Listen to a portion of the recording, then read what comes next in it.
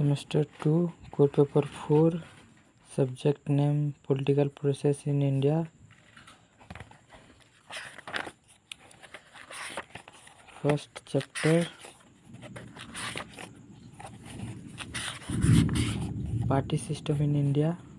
ଓଡ଼ିଆରେ ଭାରତରେ ଦଳୀୟ ପଦ୍ଧତି, ଲକ୍ଷଣ ଓ ଧାରା। ଆଧୁନିକ ପ୍ରତିନିଧିମୂଳକ ଗଣତନ୍ତ୍ର ନିମନ୍ତେ ଦଳୀୟ ପଦ୍ଧତି ବା ବ୍ୟବସ୍ଥା ଅପରିହାର୍ଯ୍ୟ ଅଟେ। ଦୃଢ଼ ଦଳୀୟ ବ୍ୟବସ୍ଥା ବିନା ଏକ ଆଧୁନିକ ସମାଜରେ ଗୋଟିଏ ସୁସ୍ଥ ରାଷ୍ଟ୍ରତନ୍ତ୍ର ଦେଖିବା ଅସମ୍ଭବ।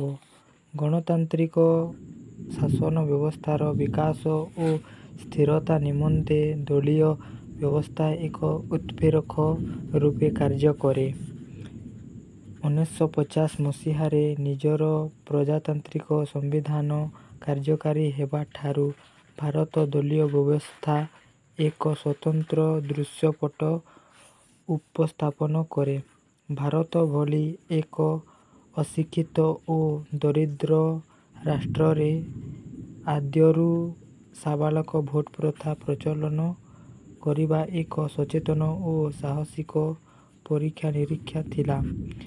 ସେବେଠାରୁ 17ଟି ଲୋକସଭା ନିର୍ବାଚନ ଓ ଅନେକ ବିଧାନସଭା ନିର୍ବାଚନ ଊଣା ଅଧିକ ଶୃଙ୍ଖଳାର ସହ ସମାପିତ ହୋଇପାରିଛି।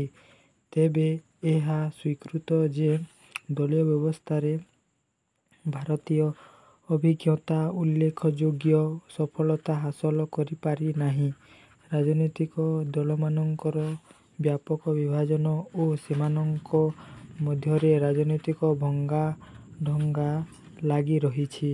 ଦୃଶ୍ୟପଟରେ ରହିଅଛନ୍ତି ଅନେକ ଆଞ୍ଚଳିକ ଦଳ, ଯେଉଁମାନେ ଜାତୀୟ ସ୍ୱାର୍ଥକୁ ଅତିକ୍ରମ କରି ଜାତି ସମ୍ପ୍ରଦାୟ ଲାଗି ଆଞ୍ଚଳିକ ବିଚାର, ବଂଶଗତ ପରିଚୟ ଇତ୍ୟାଦି ଦ୍ୱାରା ବିଶେଷ ପ୍ରଭାବିତ। ମୋଟ ଉପରେ ଦେଶରେ ଏକ ସୁସ୍ଥ ଦଳୀୟ ବ୍ୟବସ୍ଥା ଏବେ ବି ଦେଖିବାକୁ ବାକି ରହିଛି। ପୃଥକ ହୋଇଗଲେ। ଭାରତୀୟ ଜନସଂଘ ପୃଥକ ହୋଇ 1980 ମସିହାରେ ଭାରତୀୟ ଜନତା ପାର୍ଟି ବା ବିଜେପି ନାମକ ରୂପାନ୍ତରିତ ହେଲା।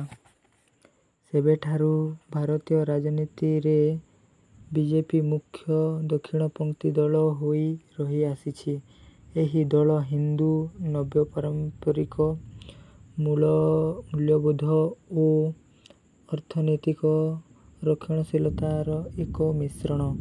ଅନ୍ୟ ଅର୍ଥରେ ସାମାଜିକ ସ୍ତରରେ ଏହା ହିନ୍ଦୁ ସାଂସ୍କୃତିକ ପ୍ରଥାସମୂହର ସମର୍ଥନ କରୁଥିବା ବେଳେ ରାଜନୈତିକ କ୍ଷେତ୍ରରେ ସ୍ୱଦେଶୀ ଢଳନ ସହ ମୁକ୍ତ ଉଦ୍ୟୋଗକୁ ସମର୍ଥନ କରେ। ଏହାର ବିଚାରଧାରା ମଧ୍ୟରେ ଏହି ସିଦ୍ଧାନ୍ତଗୁଡ଼ିକ ରହିଆସିଛି। ସେଗୁଡ଼ିକ ହେଲା ପୂର୍ଣ୍ଣ ମାନବବାଦ, ଛଦ୍ମ ଧର୍ମନିରପେକ୍ଷତା ପରିବର୍ତ୍ତେ ସରକାରାତ୍ମକ ଧର୍ମନିରପେକ୍ଷତା, ହିନ୍ଦୁରାଷ୍ଟ୍ର, ସାଂସ୍କୃତିକ ଜାତୀୟତାବାଦ ଇତ୍ୟାଦି। ପୂର୍ଣ୍ଣ ମାନବବାଦ ବ୍ୟକ୍ତି ଅପେକ୍ଷା ସମୂହ ଉପରେ ପ୍ରାଧାନ୍ୟ ଦିଏ ଏବଂ ରାଷ୍ଟ୍ରଠାରୁ ସମାଜର ସ୍ୱାତନ୍ତ୍ର୍ୟ ବଜାୟ ରଖେ। ସକାରାତ୍ମକ ଧର୍ମନିରପେକ୍ଷତା ହେଉଛି ପ୍ରକୃତ ଧର୍ମନିରପେକ୍ଷତା, ଯାହା ସଂଖ୍ୟାଲଘୁବାଦ ବା ସଂଖ୍ୟାଲଘୁ ତୁଷ୍ଟୀକରଣକୁ ବିରୋଧ କରେ। ହିନ୍ଦୁରାଷ୍ଟ୍ର ଭାରତର ଭୌଗୋଳିକ ସୀମା ମଧ୍ୟରେ ବସବାସ କରୁଥିବା ସମସ୍ତ ସମ୍ପ୍ରଦାୟକୁ ଅନ୍ତର୍ଭୁକ୍ତ କରେ।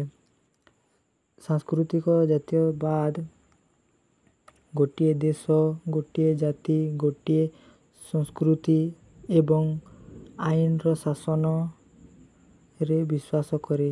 ଏହି ଦଳରେ ଉଭୟ ଆକ୍ରମଣାତ୍ମକ ଓ ନରମପନ୍ଥୀ ଗୋଷ୍ଠୀ ଅଛନ୍ତି ଓ ଉଭୟ କେନ୍ଦ୍ର ଓ ରାଜ୍ୟଙ୍କରେ କ୍ଷମତା ଲାଭ କରି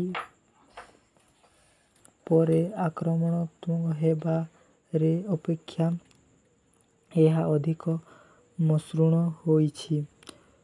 ସଂଘ ପରିବାର ନାମରେ ନାମିତ ଏହା କଠୋରପନ୍ଥୀ ସହଯୋଗୀ ସଂଗଠନ ଗୁଡ଼ିକ ଯଥା ରାଷ୍ଟ୍ରୀୟ ସ୍ୱୟଂସେବକ ସଂଘ ସର୍ଟଫର୍ମରେ RSS, ବିଶ୍ୱ ହିନ୍ଦୁ ପରିଷଦ ସର୍ଟଫର୍ମରେ VHP, ବଜରଙ୍ଗ ଦଳ ଇତ୍ୟାଦି ଏହାର ରାଜନୈତିକ କାର୍ଯ୍ୟକଳାପକୁ ସମର୍ଥନ ଦିଅନ୍ତି।